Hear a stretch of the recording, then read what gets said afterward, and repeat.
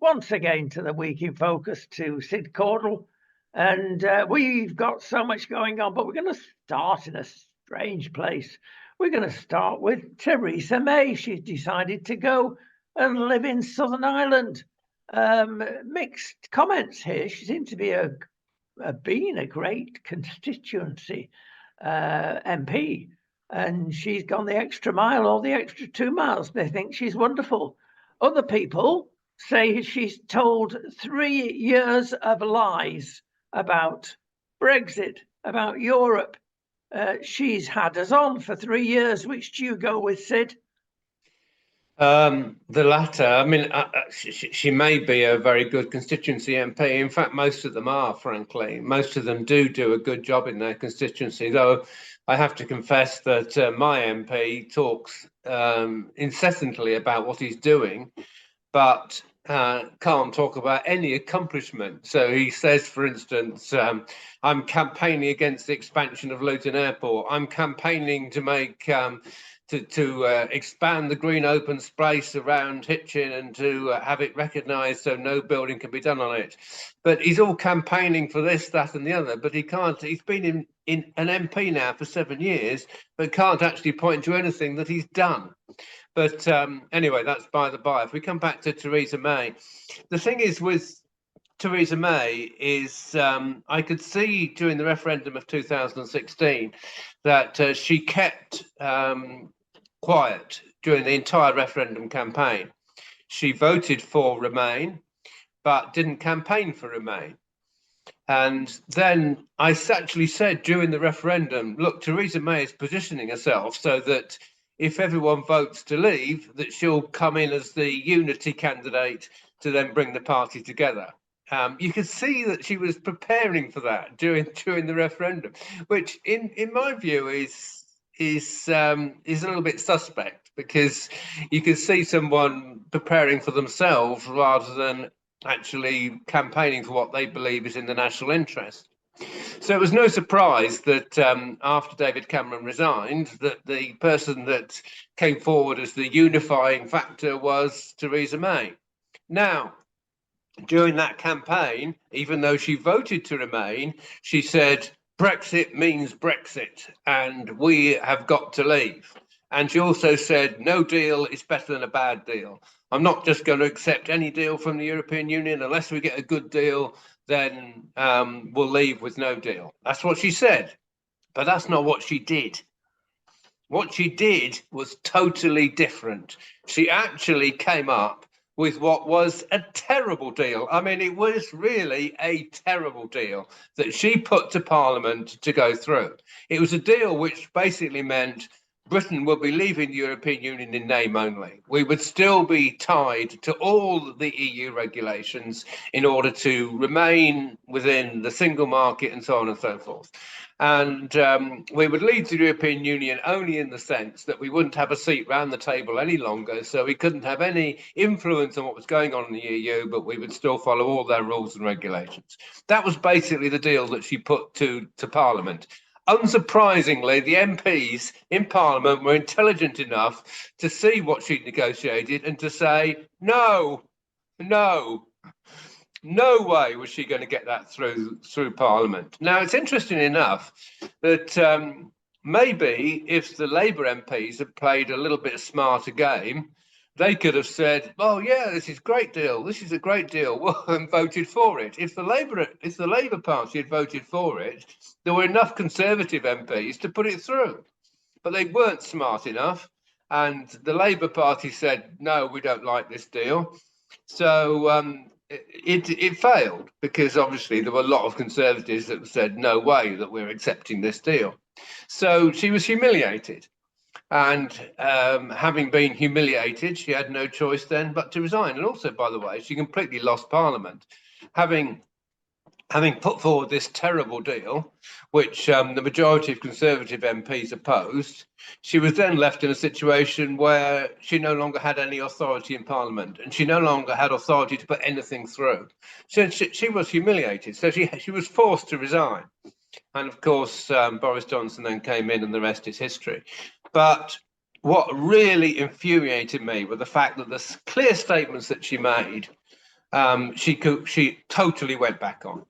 And what she did was totally the opposite of what she said. She deserved to be to leave in humiliation, frankly. Well, it's a mess, Sid. The whole lot's a mess. I tell you one thing I've discovered, or an idea about. I am absolutely fed up of hearing from the Labour side a phrase. That phrase being, well, we've had 14 years of Tory rule, or 13 years of Tory rule that they used to say. If you put a ban on that phrase, frankly, Labour would have nothing to say. You have a look next time you hear any Labour MP, minister being questioned on any news channel, I will guarantee that phrase will be used. Yeah, I mean, you know, once or twice, but every single time, Sid. Of course, what have they got to offer? They're just hiding behind the past. We all know it's been 14 years now of Tory rule, and many people are getting fed up. Yours truly as well. The Tory rule has been a tragedy. It's not just Theresa May, it's the rest of them as well. Okay, yeah. No, if we just talk about the Labour Party, see, what's really annoyed me is the fact that Rachel Reeves, in discussion on the budget, said that the British economy is in the worst state since World War II. Really? Really? You know, some of us remember the 1970s when inflation went up to 23%. Inflation is now 4%. We also remember the state in which the last Labour government left the economy with a deficit of 140 billion. And by the way, if people don't know, a deficit is the difference between the income that you get from taxes and what you spend. And that difference was 140 billion when Labour left office.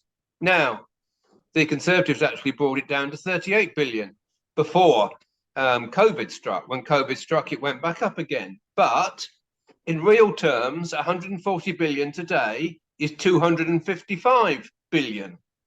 So the deficit would have to be 255 billion to be the same as it was when Labour left office. It's actually 131 billion, but it's falling. But it's the actual debt of the country is nowhere near what it was when Labour left office. But the idea that the economy now is in the worst state since World War II is just a blatant lie. And the Labour Party are trying to paint on the other thing, by the way, that they keep saying is that the Conservatives crashed the economy. The Conservatives never crashed the economy. It's just ridiculous. I mean, what Liz Truss did when she was Prime Minister was put forward a budget that just talked about tax cuts without saying where the money was coming from, which was utterly irresponsible. But she only lasted a month and was then, you know, and was removed. So the idea that the economy crashed is just complete nonsense. And the value of the pound today is not greatly different from what it was from when Liz Truss came into power. I mean, the pound did go down as a result of what she put forward, but it went back up again. I mean, the idea that the economy was crashed is just a lie. And I'm afraid the Labour Party cannot continue to tell lies all the time and get away with it. I do not want a Labour government, frankly, and I think a Labour government will be terrible for this country. Looks like we're going to get one, whatever anybody says, unless, dare I suggest, there could be a kingmaker. Now, why do I say that? Well, Portugal, small country in Europe that we know very well, have just had 8 years of socialist, slightly left of centre rule, and it's been thrown out. Last Sunday was the election. Prime Minister resigned, held up his hands, corruption after corruption. And we've got to get the full results yet, but it appears that there's a type of reform party that could be a kingmaker out of Portugal. And therefore, things would be swinging right of centre. Now, having said that, can we compare it with reform? Now, have we got some mileage here? Well, let's mention the man himself, Lee Anderson. He's decided to jump ship again. This will be 3 ships he's been on. And he's tossed his hat into the ring and has gone over to Reform. Now, it is rumoured, Sid, strong rumours from good sources, that there are others in the wing. Now, that's going to make politics very interesting if they jump ship, isn't it? Well, it certainly is very interesting. I did see the results of the Portugal election. I saw that the 2 main parties are virtually neck and neck with 77 and 79 seats, I believe. And the right-wing party that you were talking about has got 48 seats. The last time I looked, I think there were only 4 more seats to be allocated, throughout the parliament. So that's almost the total.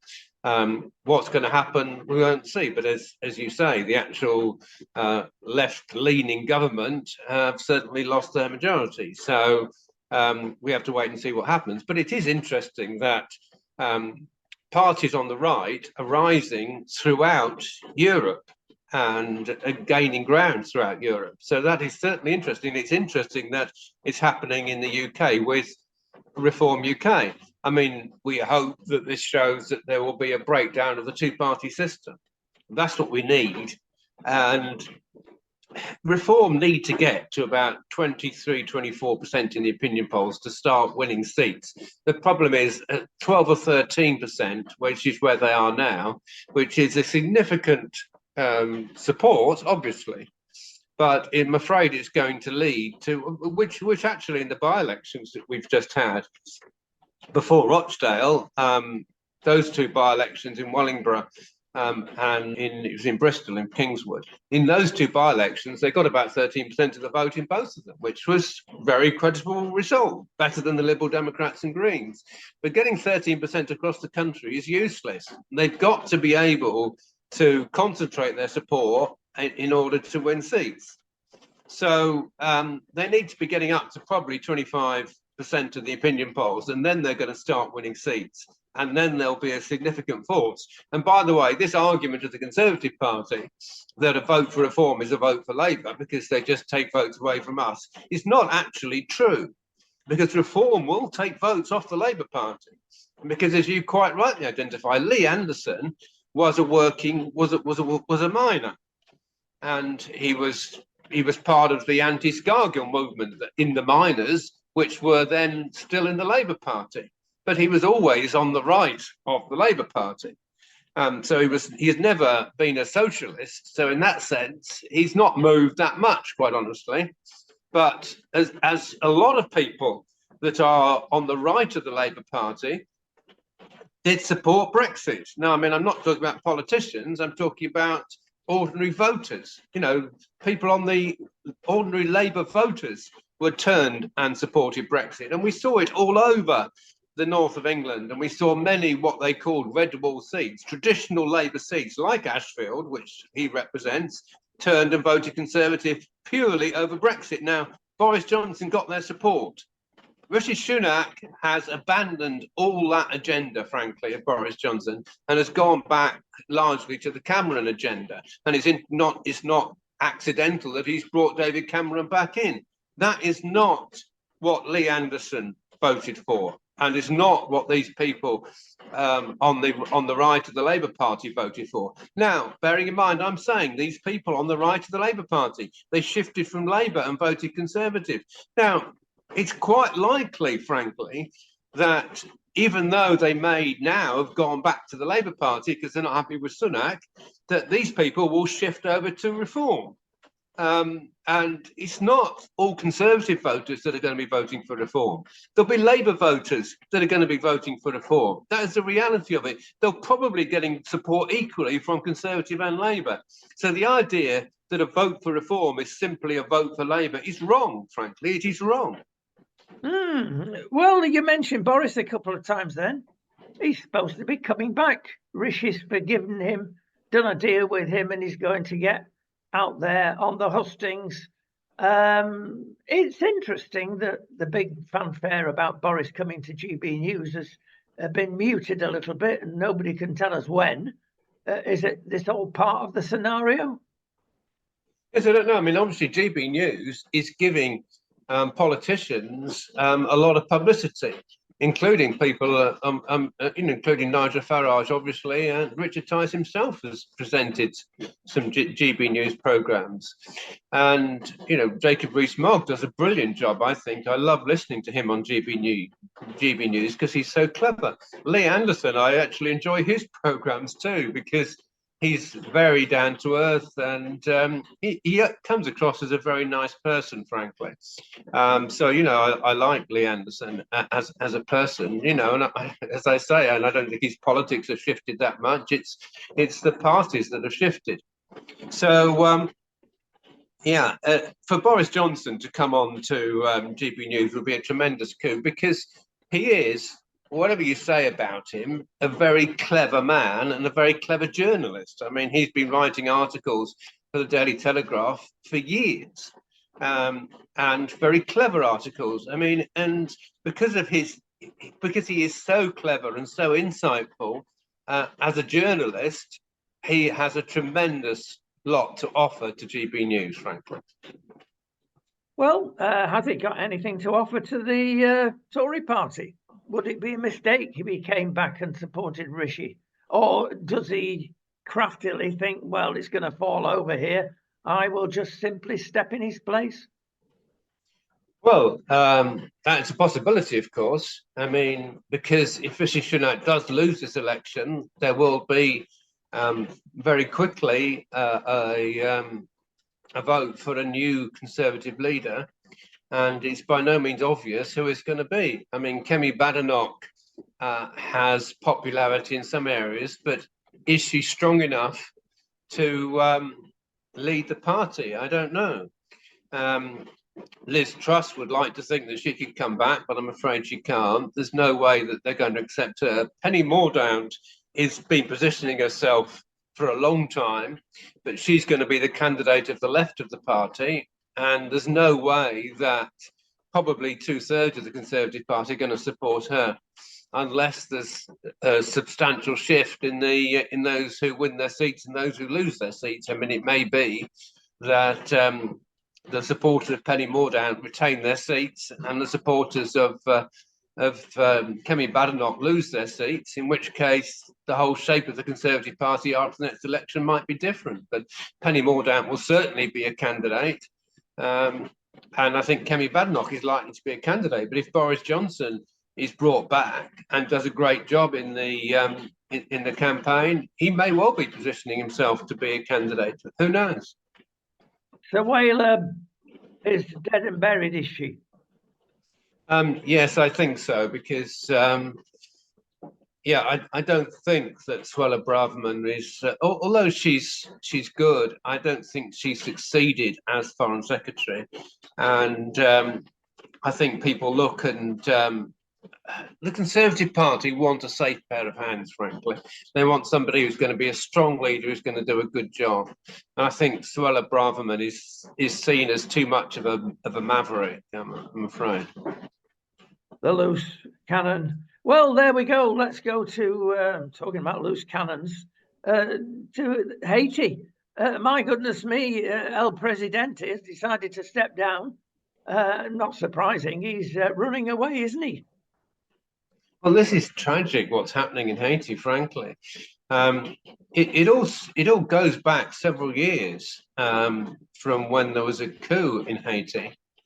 And the democratic government was overthrown. And then in 2010, they had the earthquake, which really affected the government very badly. Then you had a situation where in 2021, I believe it was, where the president was assassinated. And after the president was assassinated, they put in as a temporary replacement the guy who is the current president.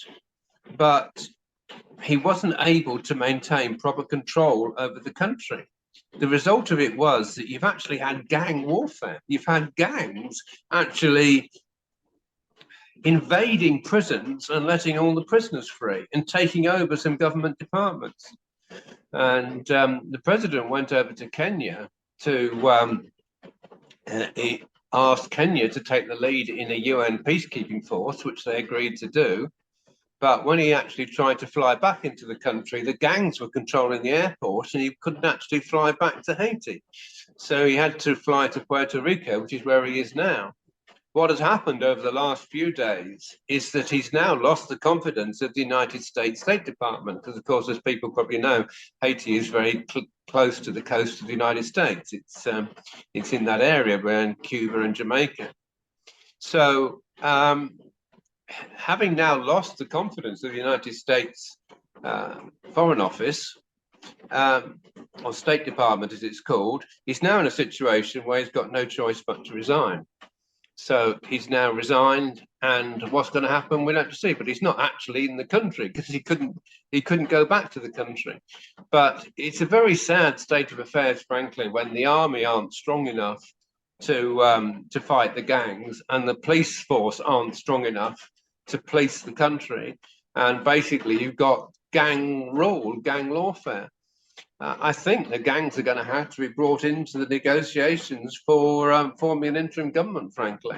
And I don't think a UN peacekeeping force, however strong it is going to be strong enough to be able to fight off the gangs. They're going to have some national discussion. But the danger is that the country's going to starve. I mean, big business can't thrive in this atmosphere.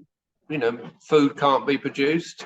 And Haiti's in a terrible, terrible state. Moving on, or back to the UK, and there's been agreement today, surprisingly, because it's been decided by Rishi. We really have to keep our gas option because the windmills are going to stop from time to time. The sunshine will definitely stop in the UK lots of times.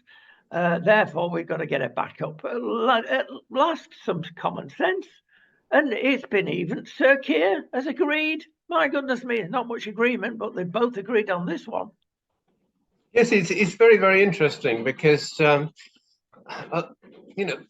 move has been among the elite, for want of a better word, that we've got to go to renewables. And the key renewables have been wind power and solar power. Now, we're very much in favour of solar power because I think solar panels are a good idea, and solar panels, especially on new houses and new developments, we believe should be compulsory. I mean, I've got solar panels on my house, and I think it's a good idea to have that self-contained energy. But of course, the sun isn't shining all the time. Wind power is more questionable because we're now in a situation where they're literally taking down the wind turbines that were put up at the end of the last century and the beginning of this. So it's been proven now, it's absolutely proven, it's not a matter of speculation, but that these wind turbines last no more than 25 years at maximum. I mean, some people are saying a lot less than that, but it is now proven that the wind turbines that were put up 25 years ago are having to be brought down. Now, when you bring them down, you can recycle the posts, but you can't recycle the blades because they've got special resin put over them. So they've got a massive problem as to what to do with all these blades. So they've literally got hundreds of wind turbine blades now, which they don't know what to do with. I mean, some have been put in landfill, but obviously that's highly controversial, just digging a hole and sticking them in the ground. So they're thinking, they're trying to look at ways of recycling them, but ways of recycling them are incredibly energy intensive and they haven't got a satisfactory way. They're looking at very high temperatures to try and recycle them. Alternatively, they're looking at chemicals to try and recycle them, but they've not yet produced a way of doing it that is on a mass basis. So they've got a big problem recycling these wind turbines that are all being taken down. Now, so all this idea that wind power is sort of like, this is a very easy way of getting energy and there's no cost to it, is now proven to be completely false.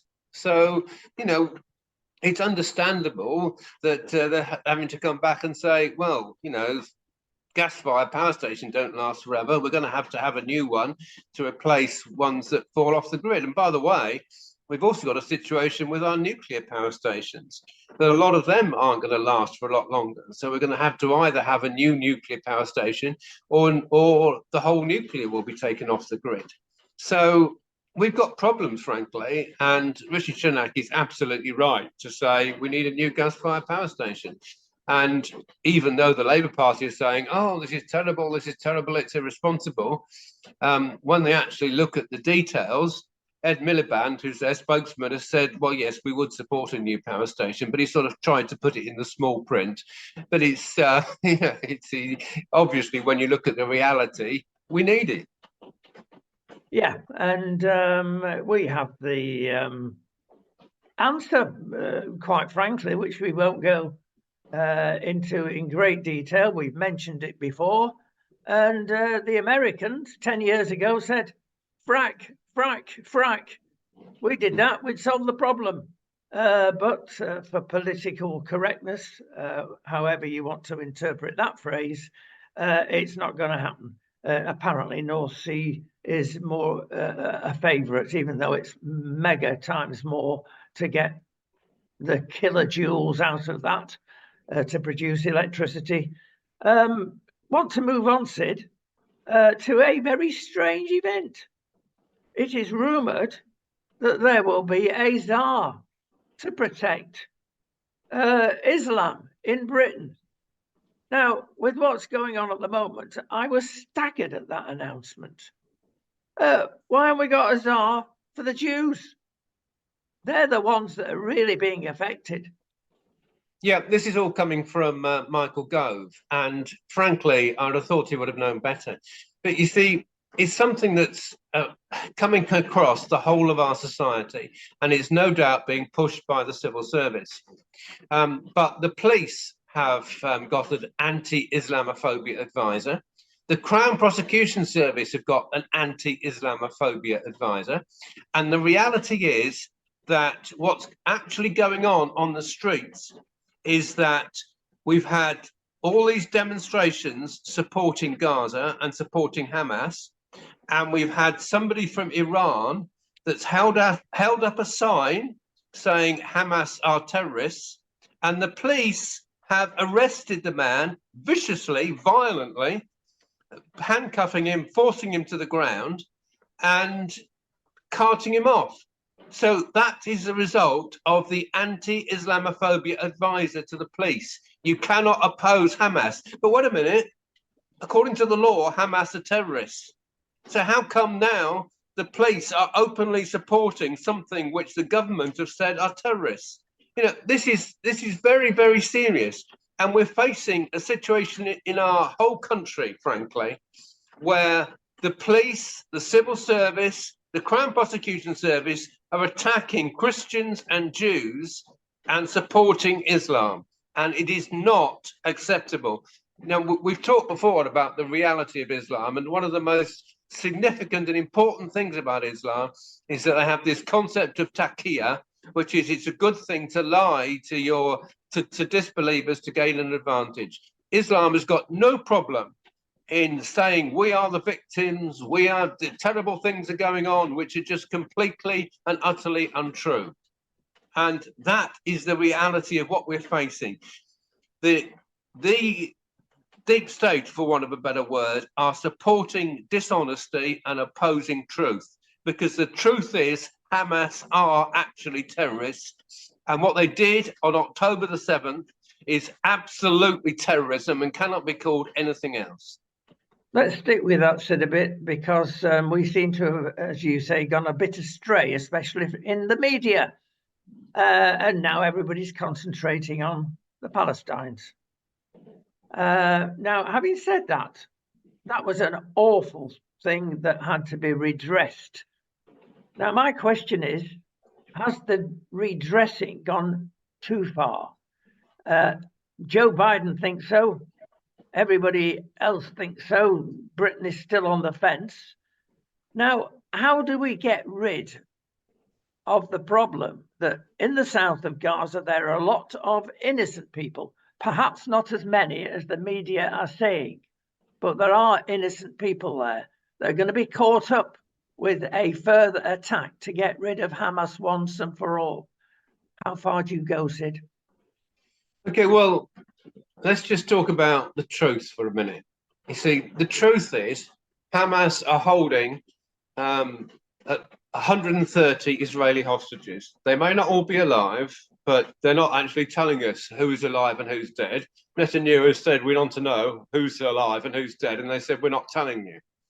And we know these hostages have been raped because, or the women have been raped because some that have been set free, there's about 100 set free, and some who have been set free have talked about being raped and seeing others raped. So we know it's going on. We know that they're being held in terrible conditions.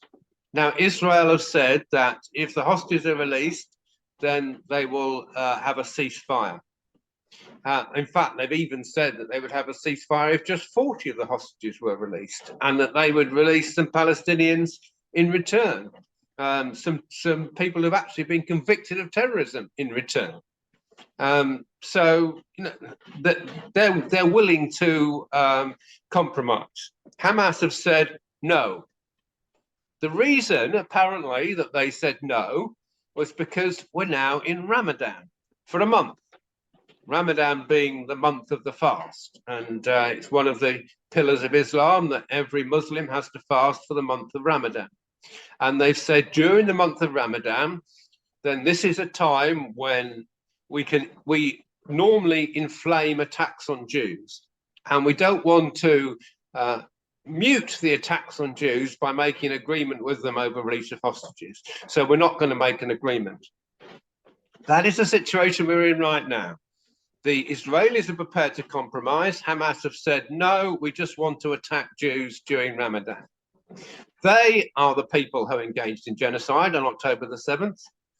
The attempt by the IDF to eliminate Hamas that is going on at the moment has been conducted in the most humane way they could. They've warned areas which they're going to attack, that they're going to attack them. They tried to move civilians out of those areas and did actually move civilians. Even individual tower blocks that they bombed. They first sent loudspeakers warning them, this area is going to be bombed, please move away. And the figures that the supposed Hamas health ministry have given of the numbers of dead undoubtedly include large numbers of Hamas terrorists. In fact, it's believed it could be as many as half of these people are Hamas terrorists, but they're not actually saying, oh, we've had 12,000 fighters killed and there's been 19,000 other civilians killed. They're not saying that. They're just saying 31,000 have been killed. That's all they're saying. But we know the reality is that there's large numbers of Hamas terrorists that have been killed, and they're in those figures. But we don't even know whether those figures are accurate or not, because we had a situation where we had the bombing of a hospital, and Hamas said the hospital has been bombed by Israel and 500 people have been killed. It later transpired that it wasn't the IDF that had bombed the hospital at all. It was an Islamic Jihad rocket that had gone astray, and it landed in the car park, and there weren't 500 people dead at all. So that was, on that occasion, we had absolute proof that the Hamas figures were false. But what we do know is that Israel has been doing its level best to minimize the number of civilian casualties.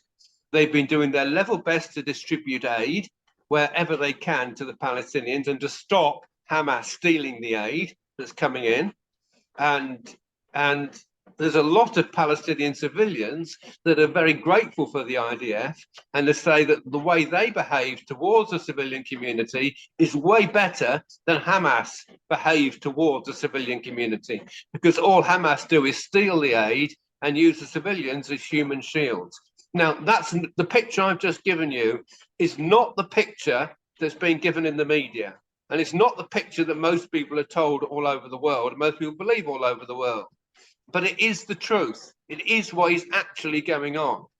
And one thing that Israel has said, which is very, very significant, is the way they are behaving in the invasion of Gaza is far, way more humane than the invasion, for instance, of Mosul that was going on when Islamic State took Mosul, and the Allied forces involving America and Britain and other countries, took Mosul back and got rid of Islamic State. The number of civilians killed there were far more than the number of civilians being killed in Gaza.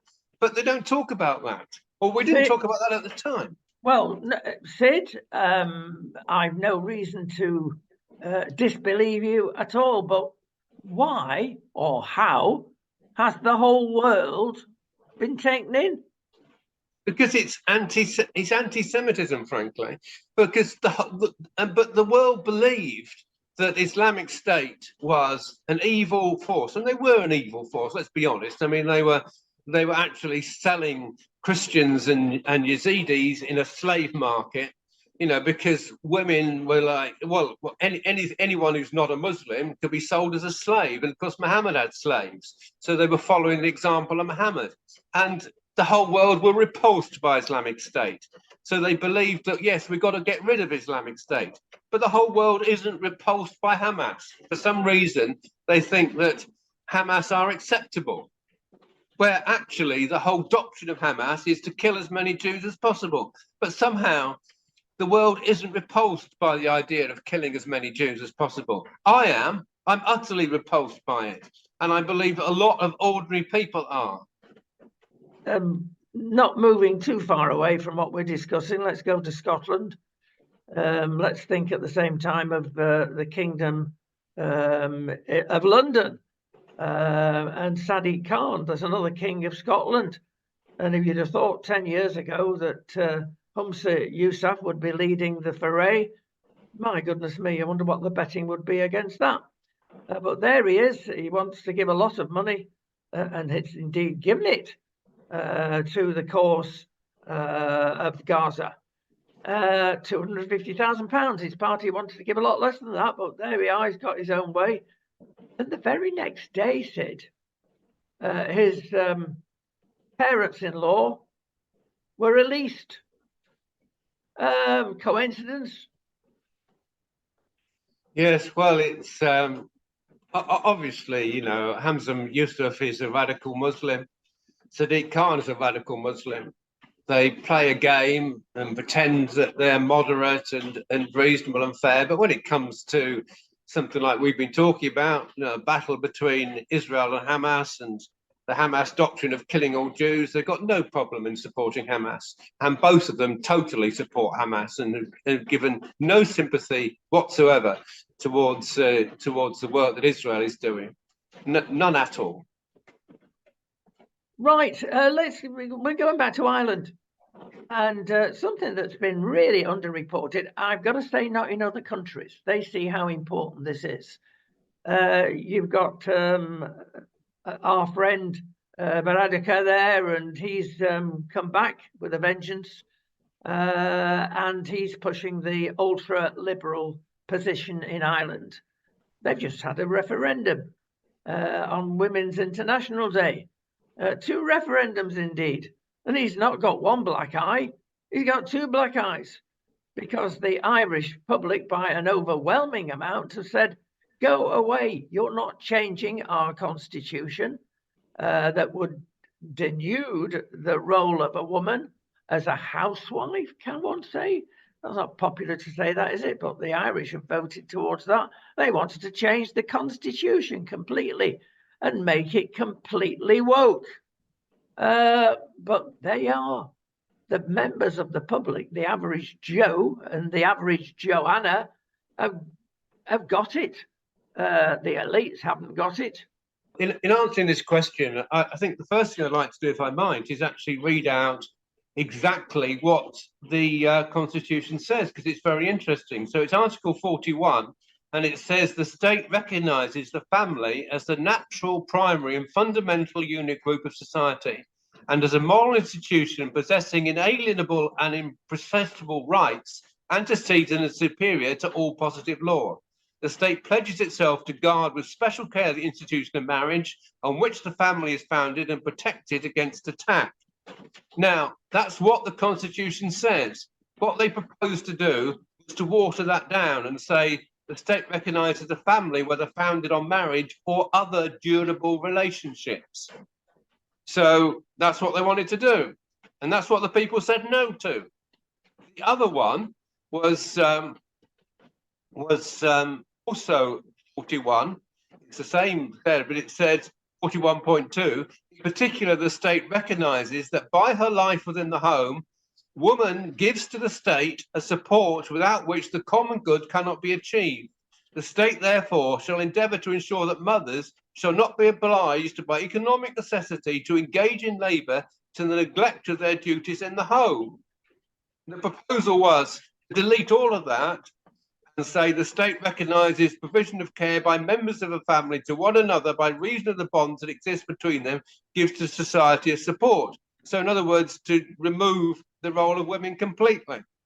Now, what is highly significant about this is that it wasn't only the government of Ireland that supported the constitutional amendments, all the opposition did as well, including Sinn Féin, who are part of the opposition in the Irish Parliament. Now, interestingly enough, the main area which Sinn Féin represent voted 94% against the changes. Incredible, frankly. Every area of Ireland, other than one small area in Dún Laoghaire, voted against the changes to the amendments. Overall, there was a majority of over 60% against the changes. Now, when you think that over 60% of the voters in Ireland are saying none of the parties that are in Parliament represent us, frankly. And they're going against what is woke ideology, which is prevalent, as I say, in the police, in the Crown Prosecution Service here, in Parliament, in the civil service, you know, almost across society. But society in Ireland said these people do not represent us. And I believe it's the same in most countries. I believe it's the same in Britain, frankly. None of the parties in Parliament really represent the people on these issues of marriage and the family. We are the party, the Christian People's Alliance, that represent the majority of the way people are thinking. And this is highly, highly significant. Well, Sid, I've got to challenge you at this state of the game. Is it time that you were talking to Reform? There's never been a better time. Well, I'm afraid Reform don't represent Christian values either. I'm quite happy to talk to Reform, but you see, that until the Christian People's Alliance have candidates and money, and we're getting a substantial number of votes, frankly, we don't have an awful lot to offer to Reform. When Christians start voting for the Christian People's Alliance and supporting us properly and supporting us effectively, then Reform will come to us and say, we want your support. That's the time when we've got something clear to offer them. We did reasonably well in the recent by-election for Lewisham Mayor. We got 1,233 votes. We got over 3%, or around 3% of the total, which was an increase for us because previously we only got 1%. So we went up from 1% to 3%. But even at 3%, we're not offering them an enormous amount. You see, but if Christians really get behind the Christian People's Alliance, then people will say, we need their support, and Reform will say, we want the Christian People's Alliance to support us. They will then be coming to us, and that's the time when we can work together and we can work effectively. Is it fair to say, with the two-party system that we've got now, that cannot happen realistically? We've got to get PR first. Yeah, but you see, the thing is, as we've just been talking about with Ireland, you know, neither Conservative nor Labour represent the majority of people in this country. That is the reality of it. And the thing is, you can't just say, oh, we're going to have either Conservative or Labour. You know, we're not going to distinguish between the two. You know, we must have either a Conservative government or a Labour government. No. You know, the people have got to rise up and say, no, these people do not represent us. Neither of them represent us. Christians have got to rise up and say, neither of these parties represent us. and they've got to say, we want something different. They've got to vote for something different. And by the way, people will vote for the Green Party, and substantial numbers of people also vote for the Liberal Democrats that are not either of these two main parties. So if large numbers of people will vote for the Green Party, and they've got people elected, they've even got one person elected to Parliament, and the large numbers of people will vote for the Liberal Democrats that aren't one of these two parties, and they've got people in Parliament, and people can vote for the Christian People's Alliance and put some of us in Parliament simply because of the principles that we stand for. Every vote doesn't have to be, oh, well, I'm going to vote for one of the two main parties. No. Lastly, Sid, and this is a real tragedy in the United Kingdom when all of our MPs are in effect getting private or public bodyguards. Now, that is going to cost the nation a fortune. You can't blame the MPs that are now visibly frightened with good reason. Can I find a word that begins with A? Anarchy. We've talked about Haiti. My goodness me. Now, I'm not to say, going that extreme, but Sid, it's the start. And do we blame Islamism? Well, it's not just Islamism, it's the spirit of our society, I'm afraid. And the spirit of our society is rebellion. And it's rebellion against God, it's a rebellion against his authority. And frankly, a lot of what we're having in net zero is a rebellion against the fact that God created the world and God is in control of the world. And, it's not popular nowadays to say, the world was created by God, but it's the truth. We have to stand for the truth. And there is, I believe we are living in the end times, and it's one of the things that's prophesied about the end times, that there will be increased rebellion. But all the more important for Christians to stand up for the truth and to stand up for what we believe in and to stand against it, because the police at the moment in London are trying to police London without the support of Christians, without the support of Jews, and increasingly without the support of the right wing politically. And they think that they can police London and just promote New Age liberalism and promote Islam and clamp down on anything that isn't Islam or New Age liberalism. And frankly, you cannot police like that, and it will promote rebellion. Effectively, they are promoting rebellion, the police force at the moment. Not easy times, Sid. We curse quite often the invention of the mobile phone. But I tell you what, there are some good sides to the two-edged sword, because lots of people are using it as a video camera.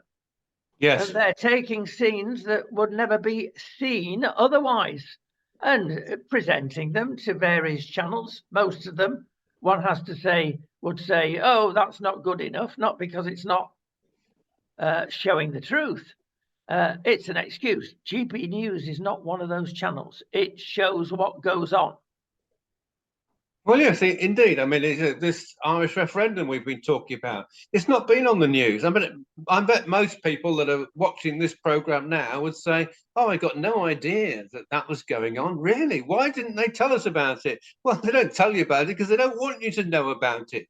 They don't want you to know that there's only a third of people in the whole of Ireland that are represented by all the parties in Parliament. They don't want you to know that. And they don't want you to know that the reality of that is what is going on in the UK as well. And it's what is going on in many places of the world. The people of this world are not represented by what is the state-run society, including the media, the police, civil service, and so on and so forth. That's the reality of it. So we have to stand up and take and speak out, and everyone has to stand up and speak out. Sid, thank you for a very interesting time. Lots to think about there. Don't get too upset, people. We've been in times in past centuries even that have come pretty close to this. The old adage, time will tell. Watch this space. And thank you so much. We'll see you next week.